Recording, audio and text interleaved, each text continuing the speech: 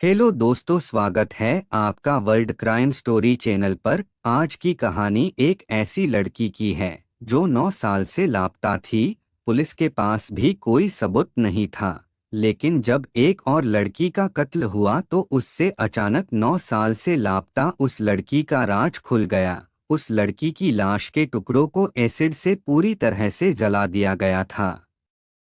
फिर बचे हुए इंसानी हड्डी के टुकड़ों को पॉलीथीन बैग में डालकर एक बक्से में बंद कर दिया गया। आखिर में उस बक्से को भी घर की 2 दीवारों के बीच चुनवा दिया था। अब इस लड़की का मर्डर क्यों हुआ? किसने मर्डर किया? मर्डर करने की वजह क्या थी? आखिर 9 साल बाद अचानक इस मर्डर मिस्ट्री का खुलासा कैसे हुआ? जानने के लिए वीडियो को पूरा देखें। और अभी तक आपने हमारी चैनल को सब्सक्राइब नहीं किया तो सब्सक्राइब कर दीजिए। आज की कहानी स्पेन की एक मर्डर मिस्ट्री है। यहाँ के एक शहर में 28 मई 2023 को एक युवती की बेरहमी से हत्या कर दी जाती है। उसका नाम पॉलो था। मर्डर करने वाला उसी लड़की का 45 साल का पति था। उसका नाम मार्को रोमियो था।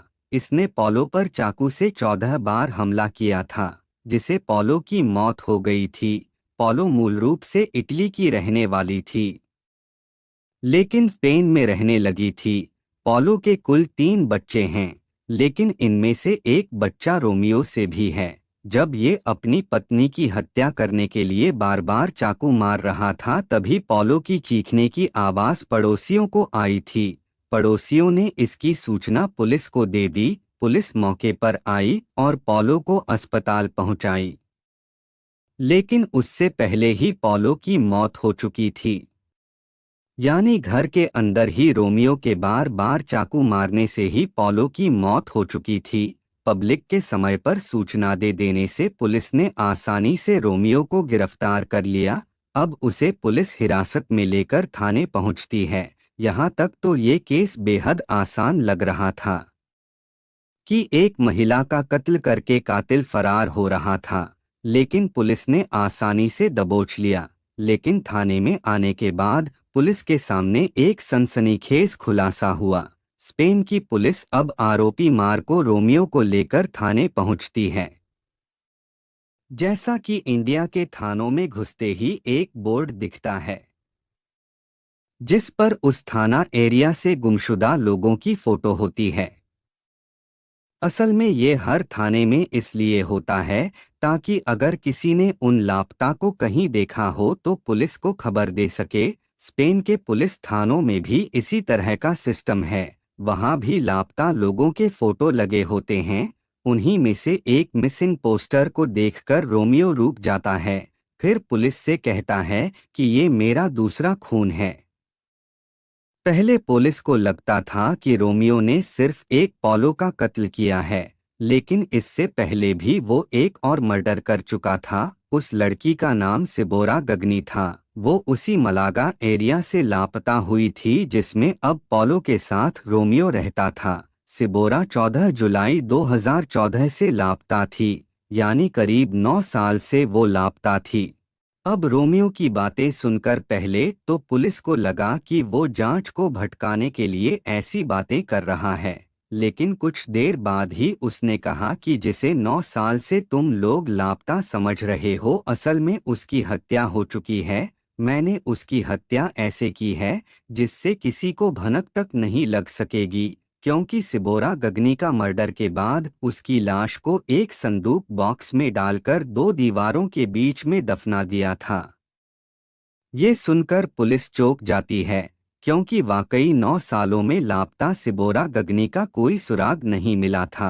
अब पुलिस ने 9 साल पुराने मिसिंग केस की फाइल की जांच शुरू की। तब हैरान करने वाला खुलासा हुआ। जब स्पेन पुलिस पूरे मामले की जांच करने लगी, रोमियो से पूछा कि किस जगह पर सिबोरा की लाश छुपाई है। पुलिस ये सोचकर भी हैरान थी कि आखिर 9 साल से किसी लड़की की हत्या कर उसकी लाश बक्से में डालकर दीवार में दफना दें तो भी उसकी बदबू क्यों नहीं आई। पुलिस इस बारे में रोमियो से पूछताछ की, तब उसने एक और बड़ा खुलासा किया। 22 साल की सिबोरा गगनी की जब 2014 में हत्या की गई तब उसकी लाश को बेरहमी से ठिकाने लगाया गया था। आरोपी ने 9 साल बाद मर्डर का कबूलनामा करते हुए बताया कि 3 साल के रिलेशनशिप में दोनों के बीच अनबन होने लगी थी। दोनों जिस फ्लैट में रहते थे उसी में रोमियो ने सिबोरा का मर्डर किया था। गला दबाकर हत्या करने के बाद वो घर में काफी मात्रा में एसिड ले आया था। उस एसिड में सिबोरा की लाश को पूरी तरह से कुछ दिनों के लिए डाल दिया था, जिससे उसकी इंसानी खाल पूरी तरह से जल गई। अब जो बची हुई इंसानी हड्डियां और अवशेष बचे थे उन्हें कई प्लास्टिक बैग में भरकर अच्छे से बंद कर दिया। एसिड से इंसानी मांस इस तरह से गल चुके थे कि बदबू नहीं आ रही थी।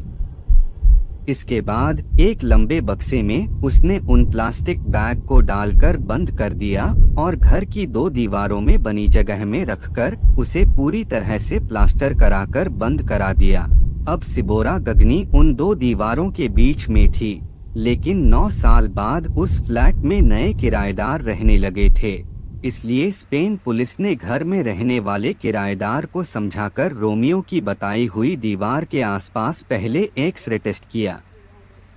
इसके बाद वहां की दीवार को तोड़ा गया।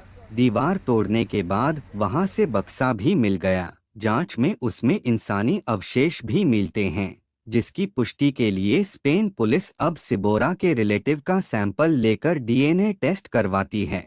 पुलिस के सामने रोमियो ने बताया कि साल 2011 में सिबोरा से मुलाकात हुई थी। इसके बाद दोनों में दोस्ती हुई और फिर प्यार हो गया था। सिबोरा इटली की रहने वाली थी। 22 साल की सिबोरा फिर रोमियो के साथ स्पेन के कोस्टा डेल सोल में एक फ्लैट में रहने लगे थे। 3 साल तक दोनों में सब कुछ ठीक था।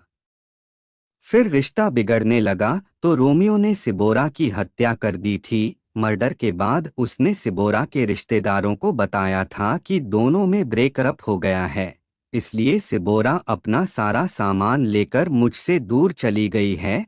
काफी समय बाद भी सिबोरा के बारे में कुछ पता नहीं चला तो सिबोरा के रिश्तेदारों ने पुलिस में शिकायत की थी। स्पेन पुलिस को कोई सुराग नहीं मिला तो थाने में मिसिंग पोस्टर लगाया था, जिस पोस्टर को देखकर 9 साल बाद रोमियो ने सिबोरा के कत्ल का खुलासा किया। ये थी सिबोरा गगनी के मर्डर की कहानी। उम्मीद करता हूँ कहानी आपको पसंद आई होगी। अगर कहानी पसंद आई हो तो वीडियो को लाइक और कमेंट करें और ऐसी ही और कहानियाँ सुनने के लिए चैनल को सब्सक्राइब करें। मिलते हैं फिर एक और नई कहानी के साथ।